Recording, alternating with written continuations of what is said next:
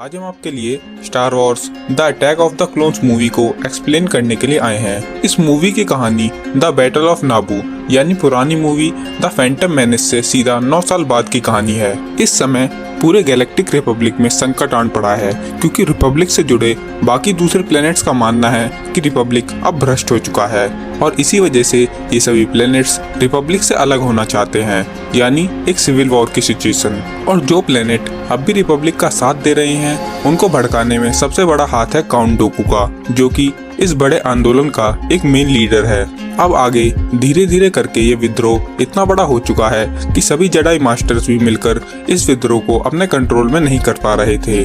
तो इस विद्रोह को रोकने के लिए सेनेटर पैल्पैटिन एक आर्मी बनाना चाहते थे और उसी आर्मी को बनाने के लिए वो एक मिलिट्री क्रिएशन बिल का प्रस्ताव रखते हैं। अब बिल का प्रस्ताव रखा है तो मंत्री, स्टार वॉर्स की भाषा में कहे तो सेनेटर, इनका आना तो जरूरी था ताकि वो इसके पक्ष और विपक्ष में वोट दे सके। तो इसी वजह से इस बिल के ऊपर वोट देने के लिए सेनेटर एमिडाला भी कोरोसेंट ग्रह पर पहुंच जाती हैं। मगर जैसे ही वो कोरोसेंट पर अपना पहला कदम रखती हैं, उन पर जानलेवा हमला हो जाता है। मगर हमेशा की तरह ही सेनेटर ने अपनी दासी को रानी बनाया हुआ था, इस वजह से इस खतरनाक हमले में उनकी जान बच जाती है, मगर उनकी दासी नहीं बच पाती। अब सेनेटर पर हमला हुआ था, वो भी रिपब्लिक काउंसिल की सीमा में, ये तो बहुत गंभीर बात थी। तो इसी वजह से सुप्रीम चांसलर पैल्पैटिन ने ओबी-वान और उसके पैडावान शिष्य यानी एनाकिन को सेनेटर की सुरक्षा के लिए तैनात कर देता है। अब दोनों जेडाई योद्धा सेनेटर की देखभाल के लिए तैनात हो जाते हैं। यहाँ पर हम देखते हैं कि 9 साल के भीतर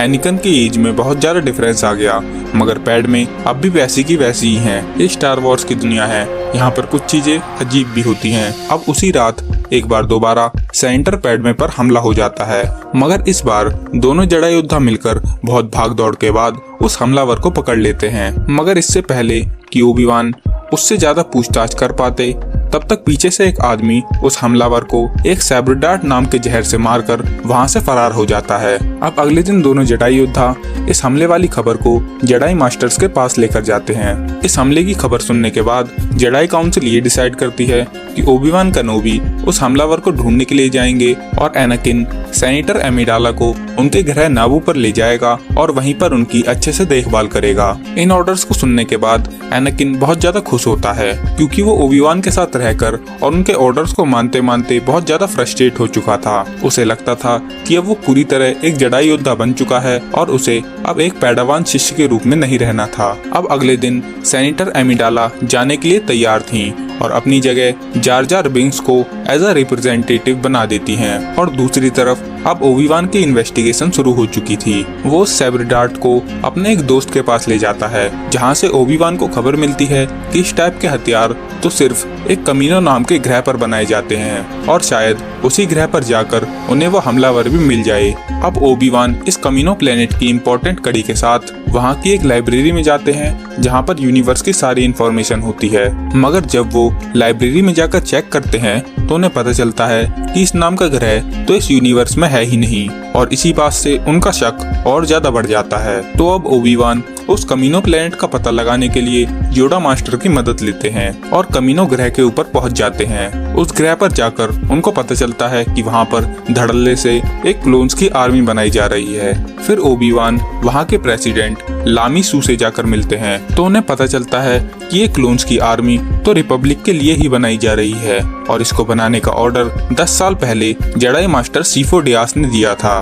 तो ओबी-वान सोचते हैं कि जेडाई मास्टर सीफो डियास तो बहुत पहले ही मर चुके हैं, तो वो इस आर्मी को बनाने का ऑर्डर कैसे दे सकते हैं, यहाँ पर कुछ तो गड़बड़ है। अब आगे ओबी-वान को जेंगो फैट नाम के एक बाउंटी हंटर के बारे में पता चलता है, जो कि क्लोन्स को बनाने के लिए एज अ टेम्पलेट यूज किया जा रहा था। अब ओबी-वान जेंगो फैट से मिलने जाते हैं क्योंकि उन्हें ऐसा लग रहा था कि जिस आदमी ने रानी पर हमला करने वाले कातिल को मारा था वो कोई और नहीं बल्कि बाउंटी हंटर जेंगो फैट ही है। जेंगो फैट से मिलने के बाद ओबी-वान इस सारी खबर को जेडाई काउंसिल में पहुंचाते हैं। वो बताते हैं कि कमीनो ग्रह पर एक बहुत बड़ी क्लोन्स की आर्मी बनाई जा रही है और उन्हें शक है कि बाउंटी हंटर जेंगो फैट ने ही रानी के कातिल को मारा है। ये बातें सुनकर योडा मास्टर ओबी-वान से कहते हैं कि तुम किसी भी तरह उस जेंगो फैट नाम के बाउंटी हंटर को हमारे पास लेकर आ जाओ, हम उससे पूछताछ करेंगे। ऑर्डर मिलने के तुरंत बाद ही ओबी-वान जेंगो फैट का पीछा करने लगते हैं। जेंगो फैट को भी ऐसा महसूस हो चुका था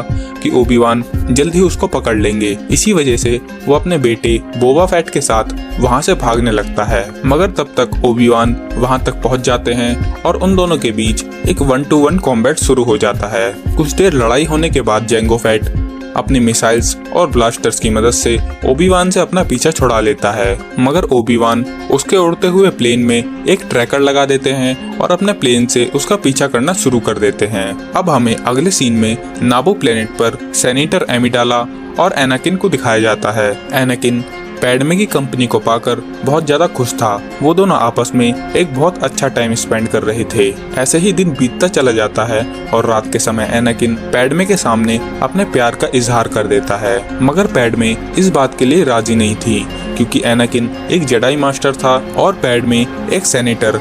इस वजह से उनको ऐसा लगता था कि उनका प्यार कभी भी सक्सेसफुल नहीं हो पाएगा। इन बातों को सुनकर एनाकिन को थोड़ा गुस्सा आता है और वो अपने आप को अपनी ड्यूटी और अपने प्यार के बीच बिल्कुल फंसा हुआ पाता है। अब उसी रात एनाकिन को अपनी मॉम का सपना आता है। वो देखता है कि उसकी मॉम बहुत ज्यादा तकलीफ में है। ये देखकर एनाकिन डर जाता है और उसकी नींद भी टूट जाती है। अगली सुबह एनाकिन पैडमे को रात के सपने वाली बात बताता है। वो कहता है कि उसकी मॉम बहुत ज्यादा तकलीफ में है, इस वजह से उसे अपनी मॉम को बचाने के लिए जाना होगा। पैडमे भी एनाकिन का साथ देती हैं और वो दोनों टैटूइन ग्रह की ओर निकल जाते हैं। कुछ देर बाद उनका प्लेन टैटूइन ग्रह पर लैंड कर जाता है। वहाँ पर एनाकिन सीधा वाटो से जाकर मिलता है और उससे अपनी मॉम के बारे में पूछता है, तो वो बताता है कि उसकी मॉम ने एक लार्स नाम के किसान से दूसरी शादी कर ली है। तो एनाकिन पैडमे के साथ सीधा उस किसान के पास पहुंच जाता है। वहां पर जाकर उन्हें एनाकिन का बचपन में बनाया हुआ ड्रॉइड C-3PO भी मिलता है। C-3PO एनाकिन को उसके सौतेले भाई और पिता से जाकर मिलाता है। वहां पर एनाकिन को पता चलता है कि 1 महीने पहले उसकी मॉम को टस्किन राइडर्स नाम के लुटेरों ने बंदी बना लिया था और तब से अब तक उनका कुछ अता पता नहीं है। ये बात सुनकर एनाकिन उसी रात को टस्किन राइडर्स के कैंप में अपनी मॉम को ढूंढने के लिए निकल जाता है।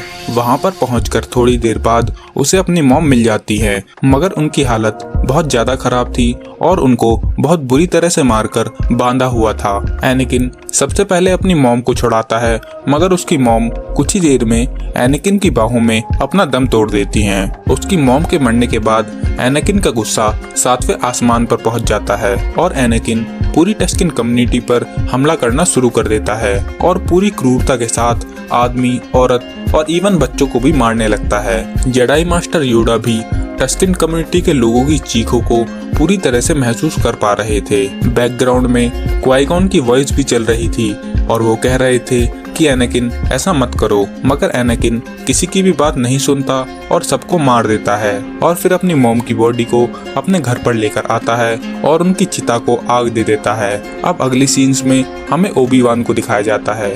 वो जेंगो फैट का पीछा करते करते एक जेनोसिस नाम के प्लेनेट पर पहुंच जाते हैं। प्लेनेट पर अंदर जाकर उन्हें पता चलता है कि वहां पर रिपब्लिक के विद्रोहियों के बीच एक बहुत बड़ी मीटिंग चल रही थी और वहां पर उस विद्रोह का मेन लीडर काउंट डूकू भी था। मीटिंग में हो रही उनकी बातों को सुनकर ओबी-वान को पता चलता है कि विद्रोहियों ने एक बहुत बड़ी ड्रॉइड्स की सेना को तैयार कर रखा है और उनको यह भी पता चल जाता है कि सेनेटर एमिडाला पर रेड फेडरेशन के लीडर न्यूट गनरे ने ही हमला करवाया था, क्योंकि पिछली लड़ाई जो कि नाबू पर हुई थी वहां पर एमिडाला ने न्यूट गनरे को हरा दिया था। इसी वजह से वो इस बात का बदला लेना चाहता था। अब ओबी-वान इस सारी न्यूज को जेडाई काउंसिल तक भेजना चाहते थे, मगर उनके प्लेन्स के सिग्नल बहुत ज्यादा कमजोर थे। इस वजह से मैसेज का वहां तक पहुंच पाना नामुमकिन था। तो ओबी-वान अपने मैसेज को एनाकिन के प्लेन पर भेज देते हैं, जो कि उनकी सिग्नल की रेंज में भी आ रहा था। मगर उसके बाद ओबी-वान के ऊपर ड्रॉइड से हमला किया जाता है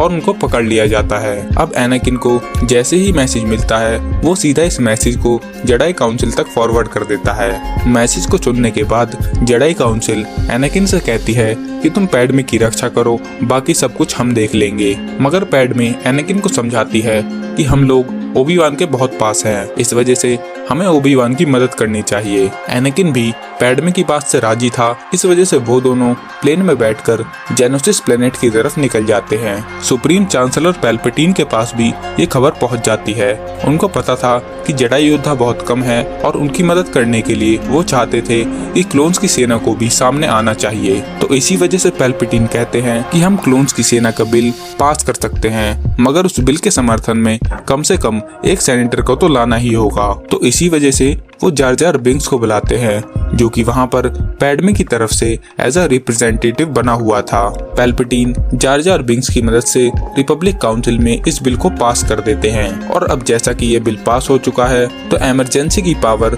सुप्रीम चांसलर पैल्पैटिन के हाथ में आ चुकी है। अब अगले सीन में हमें जेनोसिस ग्रह पर दिखाया जाता है। वहाँ पर ओबी-वान को बंदी बना लिया गया है। काउंट डोकू ओबी-वान से आकर उसके साथ मिलने का प्रपोजल रखते हैं, मगर ओबी-वान उसके साथ मिलने की बात को सिरे से नकार देते हैं। तो काउंट डोकू बताता है कि पूरा रिपब्लिक काउंसिल डार्क साइड की छत्र छाया में है और ये सब डार्थ सीडियस का करा हुआ है। मगर ओबी-वान उसकी किसी भी बात को मानने के लिए तैयार नहीं थे और कहते हैं कि अगर ऐसा कुछ होता तो जेडाई काउंसिल को जरूर मालूम होता। अब एनाकिन और पैडमे दोनों जेनोसिस ग्रह पर पहुंच जाते हैं, मगर वहां पर पहुंचते ही कुछ ही देर में उन्हें जैंगो फैट के द्वारा बंदी बना लिया जाता है। अब ओबी-वान, पैडमे और एनाकिन तीनों को मौत के घाट उतारने के लिए खुले मैदान में एक पिलर के साथ बांधकर खूंखार जानवरों के सामने छोड़ दिया जाता है, मगर वो तीनों किसी तरह उन तीनों जानवरों को चकमा देकर उनसे बच जाते हैं। और तब तक वहां पर विंडू जेडाई मास्टर्स की सेना के साथ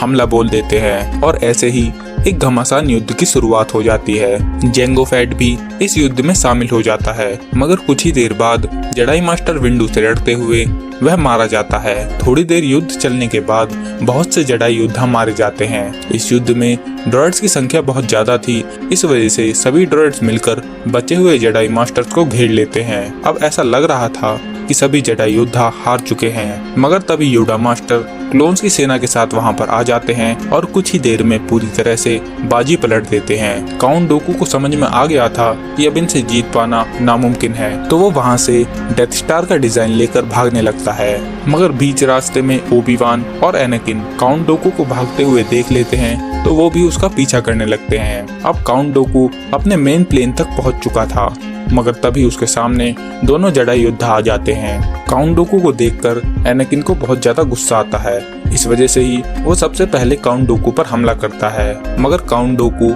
फोर्स की लाइटनिंग से एनाकिन पर हमला करके उसको अलग फेंक देता है। एनाकिन के बाद ओबी-वान की बारी आती है। वो अपने लाइट सेबर से काउंट डोकू पर हमला करते हैं और उन दोनों के बीच एक लड़ाई शुरू हो जाती है, मगर काउंट डोकू ओबी-वान से बहुत ज्यादा पावरफुल था। इस वजह से वो कुछ ही देर में ओबी-वान को हरा देता है, मगर तब तक एनाकिन दोबारा उठ जाता है और फिर डोकू और एनाकिन के बीच लड़ाई शुरू हो जाती है। मगर इस बार लड़ते हुए काउंट डोकू सीधा एनाकिन के हाथ पर वार करके उसका हाथ ही काट देता है और तभी सीन में एंट्री होती है योडा मास्टर की। थोड़ी देर तक योडा मास्टर से लड़ने के बाद काउंट डोकू को समझ में आ जाता है कि योडा मास्टर से जीत पाना उसके बस की बात नहीं है, तो वो एक पिलर को ओबी-वान के ऊपर गिरा देता है, जिससे योडा मास्टर डिस्ट्रैक्ट होते हैं और मौके का फायदा उठाकर काउंट डोकू वहां से भाग जाता है। वहां से भागकर काउंट डोकू कोरोसेंट ग्रह पर जाता है और सीधा अपने मास्टर से जाकर मिलता है। अब हमें लड़ाई के बाद का सीन दिखाया जाता है। जेडाई टेम्पल में ओबी-वान योडा मास्टर को बताते हैं कि काउंट डोकू बता रहा था